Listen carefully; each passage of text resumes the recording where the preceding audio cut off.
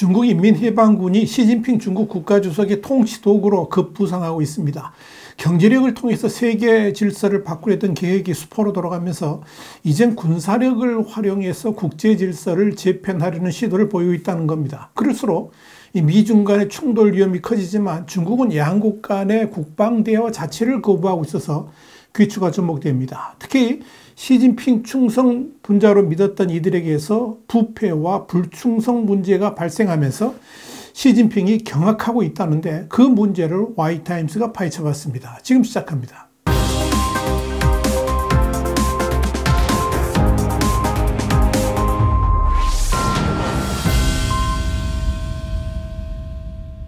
자유아시아 방송, 그러니까 RFA 중국어판은 5일 미국 정부 당국자의 견해를 인용해서 중국 지도부가 기존 국제질서 하에 구축된 것을 바꾸기 위한 강압수단으로 점점 더 군에 의지하고 있다라고 보도해서 눈길을 끌었습니다. 라이 레트너 미국 국방부 인도태평양 안보담당 차관보는 이날 워싱턴에서 전략국제문제연구소 그러니까 CSIS 주최로 열린 중국의 군사력 증강 관련 토론회에서 중국 지도부가 과거 자신들의 목표 달성을 위해서 군을 배후로 활용했다라고 평가하면서 지금은 동중국해와 대만해협, 남중국해와 그 너머에서 자신들의 수정주의적 목표, 그러니까 기존 국제질서 하에 구축된 현상을 변경하는 걸 의미하는 겁니다. 이런 목표를 달성하기 위해서 군을 전면에 위치시키고 있다라고 분석했습니다. 레트너 차관보의 이런 견해는 중국이 작년에 낸시 펠로시 당시 미 하원 의장의 대만 방문 이후에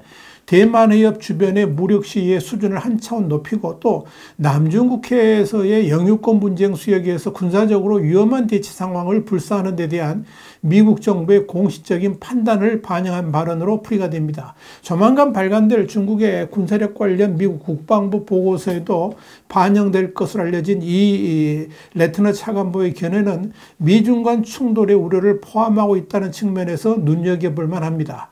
레트너 차관보는 이어서 우리는 중국의 신속하고 전례 없는 핵무력 구축을 매우 주의 깊게 지켜보고 있다 그러면서 우리는 그 의도와 그것들을 어떻게 사용할지에 대한 투명성의 결여를 우려한다라고 강조했습니다.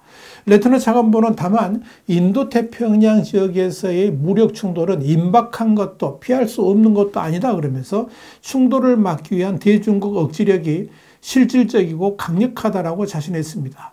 레트너 차관보는 그러면서 인도태평양 지역에서 2020년대와 그 이후에까지 억지력을 유지하기 위해서 국방부가 중대한 역량에 투자하고 있다 그러면서 그 투자는 전투력의 우위를 강화하고 적의 취약성을 공략하며 중대한 작전상의 도전에 대응하게 만들 것이다. 이렇게 자신했습니다.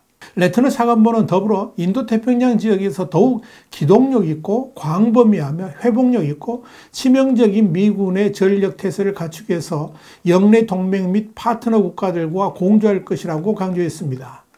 상황이 이렇다 보니까 미국이 현재 가장 우려하는 것 중에 하나가 미중 간의 국방장관 간의 대화 채널을 유지하는 겁니다. 이런 채널이 미중 간의 우발적 충돌을 방지할 수 있기 때문에 그런 겁니다. 여기에 대해서 레트너 차관보는 중국은 군 당국자들 간의 우려사항들을 논의할 수 있는 이 군대 군 간의 소통을 열어두는 것에 걱정스러울 정도로 관심이 없다 그러면서 미중 군 당국 간 소통 채널의 지속적인 유지를 희망한다라고 밝혔습니다. 실제로 미중 간 국방장관 대화는 작년 11월 22일 캄보디아에서 로이드 오스틴 미 국방장관과 또 웨이펑허 중국 국방부 장관의 회담 이후에 1년이 다 되도록 중단되어 있습니다. 지난 3월 임명된 리상프 국방부장은 미국에 의해서 제재를 받고 있다는 이유로 중국이 제재 해제를 요구하면서 대화가 중단됐고 이어 취임 4개월 만인 지난 7월부터 공개석상에서 사라지면서 미중 간의 대화 단절은 기약 없이 미뤄지고 있습니다. 중국은 지난해 8월 2일과 3일 낸시 펠로시 당시 미 하원 의장의 대만 방문을 빌미 삼아서 미국과의 세계 군 통신 채널을 끄는 데 이어서 국방장관 회담도 중단했습니다. 미 국방부는 지금도 미중 간의 국방장관 간 이 대화 채널 복원을 요구하고 있습니다. 레트너 차관보의 이날 발언도 이런 배경에서 나온 것입니다. 문제는 군부를 전면에 내세워서 이 통치체제를 강화하려다 보니까 의외로 많은 문제들이 불거지고 있다는 점입니다. 계력이 된 거죠. 가장 큰 문제는 중국의 국방력이 그동안에 시진핑 주석이 예상했던 것만큼 굳건하지도 않고 동시에 강력한 체제를 구축하지 못했다는 사실이 여기저기서 드러나고 있기 때문입니다. 사실상 병들고 썩어버린 군부의 현실을 목도한 시진핑 주석은 과연 지금의 인민해방군을 어디까지 신뢰해야 될지 가늠이 서지 않을 정도라고 보면 될 겁니다. 그런데 더 큰 충격은 시진핑 주석이 가장 믿었던 군부의 핵심들에게서 부패 관련 증거가 쏟아져 나오고 이로 인해서 인민해방군의 군사력이 심각한 손실을 입고 있음이 확인되었다는 점입니다. 군 수뇌부가 이럴 정도면 군부의 나머지가 어떨지 가늠할 수 있듯이 충성도가 어떠할지 이 점 또한 미지수가 되었습니다. 시진핑이 이런 군부에 대한 불신은 시진핑의 통치 기반 자체를 완전히 뒤흔드는 사건이라는 점에서 시진핑 역시 딜레마에 빠져 있다고 볼 수 있을 겁니다. 실례로 지난 1일 중국의 국경절에 열병식을 거행하지 않았습니다. 왜 그랬을까요?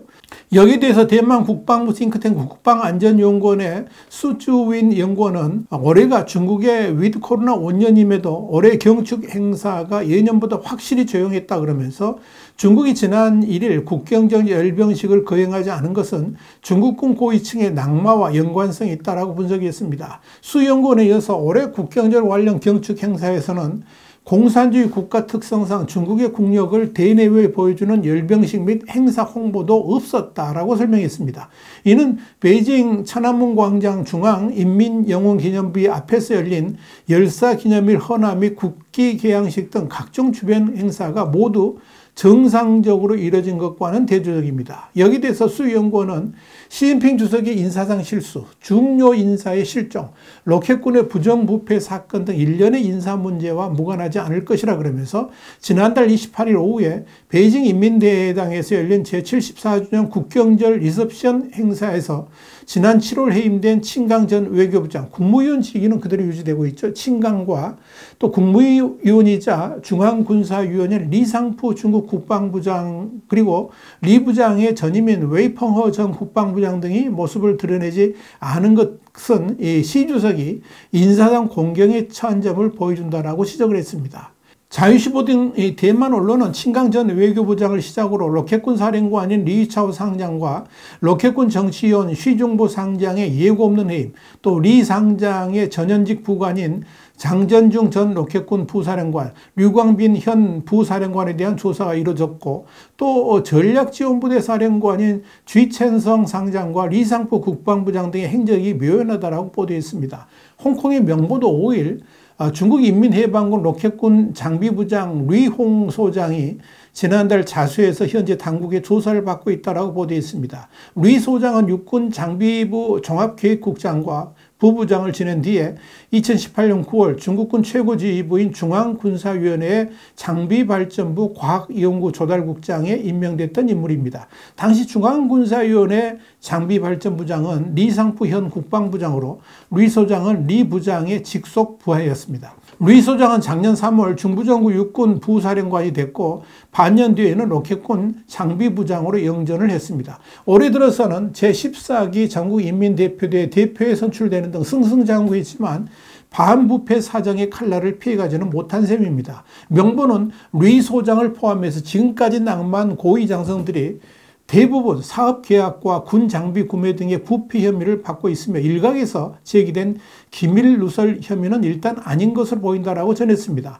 대만의 자유시보는 이어서 일각에서는 국경절 리셉션 행사에 중국 공산당 중앙군사위원회 부주석 장여우샤 상장 또 츠앗오텐 전 국방부장이 참석해서 시진핑 주석 계파와 다른 계파 간의 이해관계에 따른 줄다리기 가능성에 대한 촉각도 곤두세우고 있다. 이렇게 덧붙였습니다. 미국의 외교 전문지인 퍼린 어페어스도 지난 4일 중국의 더 큰 글로벌 어젠다를 지원하기 위해 가까운 곳과 먼 곳에 군사력을 투사할 수 있는 인민해방군이 필요한 상황에서 인민해방군은 더욱 강력해졌지만 새로운 위험도 발생했다 그러면서 지금 인민해방군은 관리도 제대로 이루어지지 않고 있으며 군대 내 정치적인 문제와 심각한 부패 문제로 중국 지도자들을 불안하게 만들고 있다고 평가했습니다.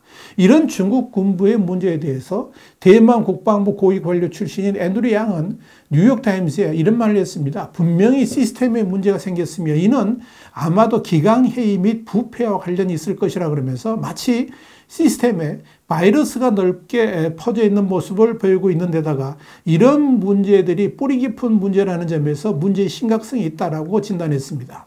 이런 중국 군부 내 문제는 지난 2014년에 군부 숙청 관련 데자뷰를 보는 듯합니다. 당시 시진핑 주석은 군 수뇌부를 향해서 군대가 내부에서 썩어가고 있다고 경고하면서 군 수뇌부의 부패는 중국에게 재앙이 될 수 있다고 경고한 바 있었습니다. 그런데 그와 유사한 일이 2023년에 또다시 벌어지고 있는 것입니다. 그런데 이 군부 내 부패와 관련한 가장 큰 문제는 부패의 핵심 인물들이 시진핑과 가깝거나 시진핑 충성분자들이라는 점입니다. 리상프 국방부장을 비롯한 최근에 실종되거나 숙청된 인물들 대부분이 모두 다 시진핑의 수족이나 다름없는 이들이었습니다. 이런 점에서 시진핑의 충격은 더 큰 겁니다. 여기에 자유아시아 방송, 그러니까 RFA 중국어파는 지난 9월 27일 최근 들어 부각된 중국의 군부 숙청 문제가 단순하게 부패만의 문제가 아니라 시진핑에 대한 불충성 문제까지 함께 거론되고 있다는 점에서 시진핑 주석이 더 심각하게 이번 사안을 바라보고 있는 것으로 보인다라고 보도했습니다. 그것도 불충성 문제를 다루는 데 있어서 그 범위가 심각할 정도에서 시진핑의 고민도 커지고 있다는 것이 이 RFA의 지적입니다.